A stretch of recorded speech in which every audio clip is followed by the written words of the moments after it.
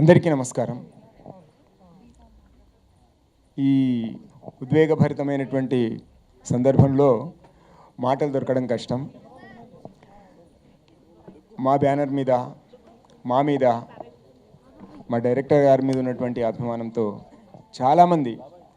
చాలామంది మా మిత్రులు, మా శిష్యులు, మా స్నేహితులు, మా బంధువులు, వివిధ ప్రదేశాల నుంచి, చాలా దూరం నుంచి వచ్చిన వాళ్ళు ఉన్నారు. నేను ఒక్కొక్కరి పేరు చెప్తే చాలా పెద్ద జాబితా అవుతుంది.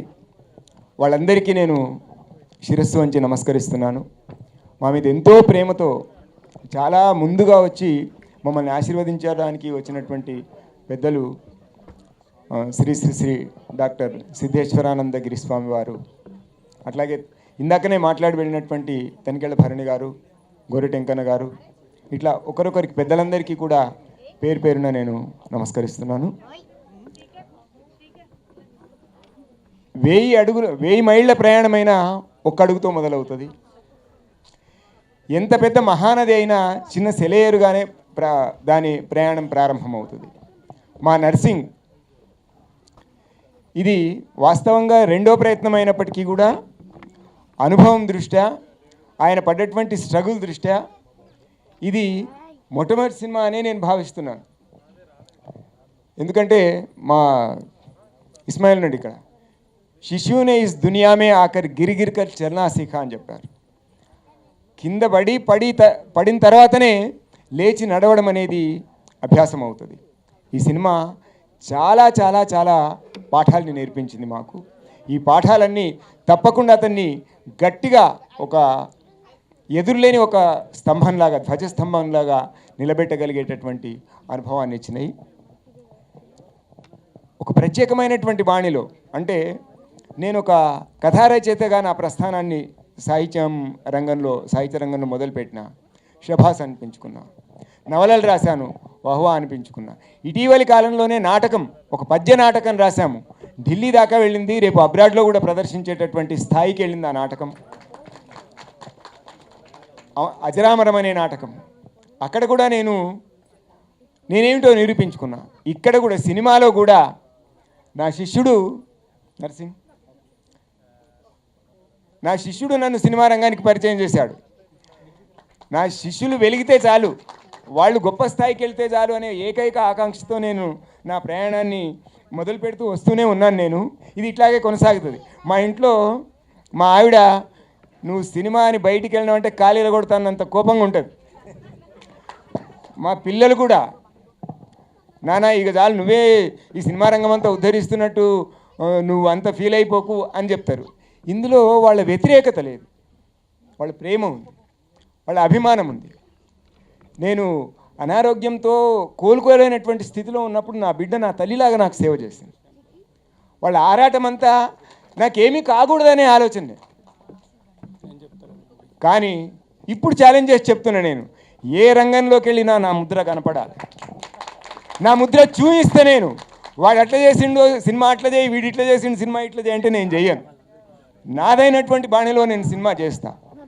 దానికి సారథి నా శిష్యుడే. చేసి చూపిస్తాం. ఈరోజు చాలా రకాలైనటువంటి సినిమాలు వస్తున్నాయి. ఇందాక మా ఇస్మాయిల్ చాలా అద్భుతమైనటువంటి ప్రారంభం చెప్పాడు. మా మల్లన గుర్తుకొస్తున్నాడు ఈ సందర్భంగా. అరే సినిమా అంటే ఏమున్నదిరా, 4 ముద్దులు 40 గుద్దులు అన్నాడు. నిజంగా ఎక్కడ చూసినా అదే కనిపిస్తుంది. దానికోసమే ఆరాటపడుతున్నారు. సినిమా అంటే అది కాదు. ఆ సినిమాని ఎట్లా చూస్తున్నారు, ఎవడికి వాడు చూస్తున్నారు. ఒక ఇంట్లో 4 మనుషులు ఉంటే 4 మనుషులకు ప్రపంచం వేరేనే ఉంది. Everybody is isolated. ఇదా బతుకు కావాల్సింది? ఇదా భారతీయ సంస్కృతి? ఇదా మన జీవన విధానం? ఇవా మన కుటుంబ విలువలు?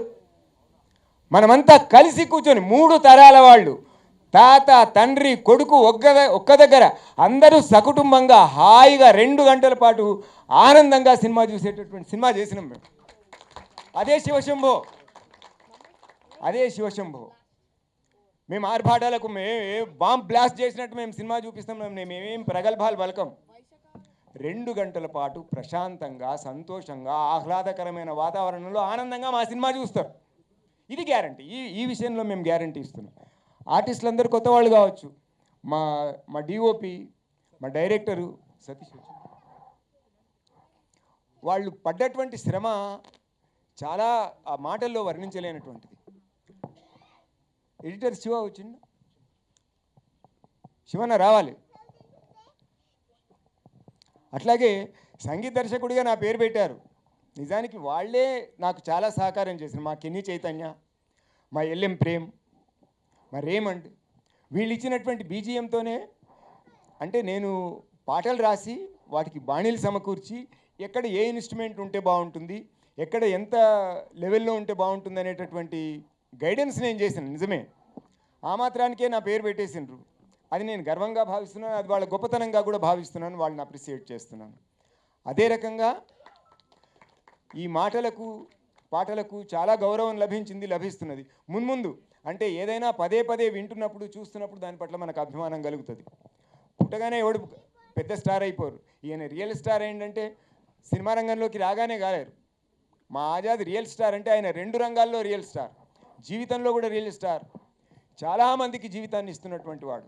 అనాథలు, ఆశ్రితులు, ఆర్తులైనటువంటి వాళ్లకు ఏ ప్రచార ఆర్భాటాలు లేకుండా కోట్లాది రూపాయలు ఖర్చు పెడుతున్నటువంటి మహనీయుడు. చూడ్డానికి చాలా సింపుల్గా ఉంటాడు. ఈరోజు మమ్మల్ని నిలబెట్టిందంటే మా ఆత్మీయులైనటువంటి చాలామంది మాకు ఈ సపోర్ట్ ఇచ్చారు. పాపం భరణి గారికి ఎవరు చెప్పిండ్రో, నేను నిర్మాతనని చెప్పారు. మా మా మా రాజగోపాల్ ఓ స్కూల్ టీచర్ అండి. ఓ స్కూల్ టీచర్గా ఉండి ఏ రకమైనటువంటి ఆస్తిపాస్తులు వెనకేసుకున్న ఏమీ లేకుండా కేవలం నా మీద అభిమానంతో ఒక టీవీ కోసం సినిమా చేద్దాం, చిన్న ఒక గంటన్నర సినిమా చేద్దామని చెప్పి ఈ ప్రయాణం మొదలుపెట్టినాం. ఈ పాటలు విన్న తర్వాత, ఈ ప్రయాణం మొదలుపెట్టిన తర్వాత, సార్ ఇది చిన్న సినిమా చేస్తే ఏం బాగుంటుంది, పెద్ద సినిమా చేద్దామని ఆయన్నే దానికి ముందుకు వచ్చేసిండు. కానీ ఈ ఫీల్డ్లోకి వచ్చిన తర్వాత ఇంత కష్టంగా ఉంటుందని అనుకోలేదు. సినిమా చేయడం ఒక ఎత్తు, దాన్ని పోస్ట్ ప్రొడక్షన్ కంప్లీట్ చేసుకోవడం ఇంకొక ఎత్తు, ఈ రెండింటినీ మించినటువంటి ఎత్తు దాన్ని సినిమా విడుదల చేయడం. మా గణేష్ మాకు అదృష్ట దేవతలా లభించిండు. గణేష్ బారి రావాలి. గౌరవనీయులు Ganesh Telugu film industry employees federation president Vallabhaneni Anil గారు వేదికను అలంకరించవలసిందిగా కోరుతున్నాం. అలాగే మా ఎడిటర్ శివాన్నని, Telugu film industry employees federation treasurer Vankineni Suresh గారిని కూడా స్టేజ్ మీదకి రావాల్సిందిగా కోరుతున్నాం. ఈ విధంగా చాలా చాలా శ్రమ కోర్చి మనసు పెట్టి, అంటే ఈ వాతావరణం అంతా కూడా మాకు ఈ ఆర్టిస్టులు కూడా మేము చాలా కష్టపడి ఎంపిక చేసుకున్నాం. దీనికి పనిచేసిన వాళ్ళు కూడా చాలా అద్భుతమైనటువంటి పని చేశారు. కొరియోగ్రఫీ చేసింది అమ్మాయి, రామ్మా పైకి రా,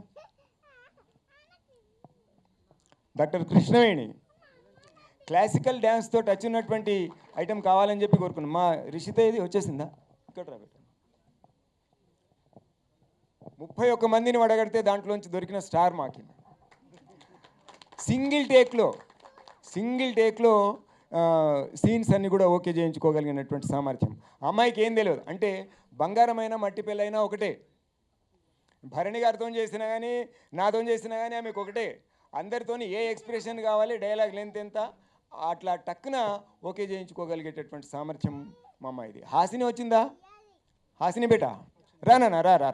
డబ్బింగ్ ఒకసారి నేను ఆ హీరోయిన్ను ఈ అమ్మాయిని మాట్లాడిస్తా, ఇద్దరి మాట ఒకటే అనుకుంటారు, ఎవరెవరు మాట్లాడుతున్నారో. మా చిన్నమ్మాయి పెద్ద అమ్మాయి మాట్లాడుతుంటే కూడా ఫోన్లో మనం ఐడెంటిఫై చేయడం చాలా కష్టం. అట్లా వీళ్ళిద్దరి వాయిస్ కూడా ఉంటుంది. మాకు వరంలాగా ప్రతి ఒక్కరు మాకు ఒక వరంలాగా ఈ సినిమాకు లభించారు. ఎడిటర్ శివ రాలేదా ఇంకా? శివ రావాలమ్మా.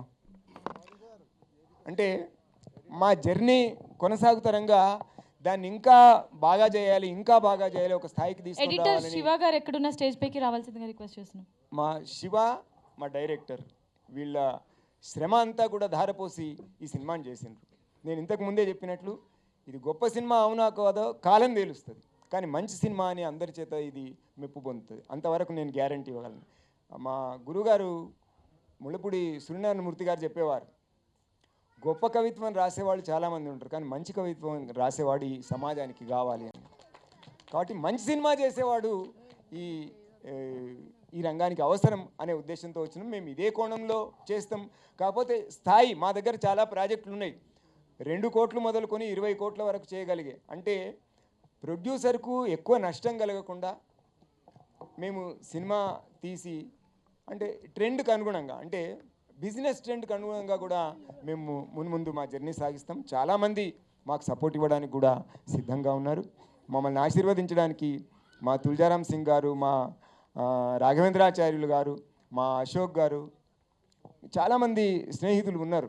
వాళ్ళు మేమున్నాము అన్నా నేనున్నా అని చెప్పి నా ముందుకు వచ్చేవాళ్ళు. ఎందుకంటే నాకున్నటువంటి బలం బలహీనత నా స్నేహితులు, నా మిత్రులు, నా ఆత్మీయులు, నా శిష్యులు.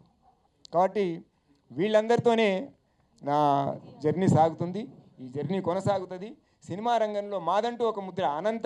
అనంత సాహిత్య సాంస్కృతిక వేదిక అధ్యక్షులు ఇక్కడ ఉన్నారు. ప్రధాన కార్యదర్శి రండి సార్, ఇక్కడ నిలబడండి ప్లీజ్.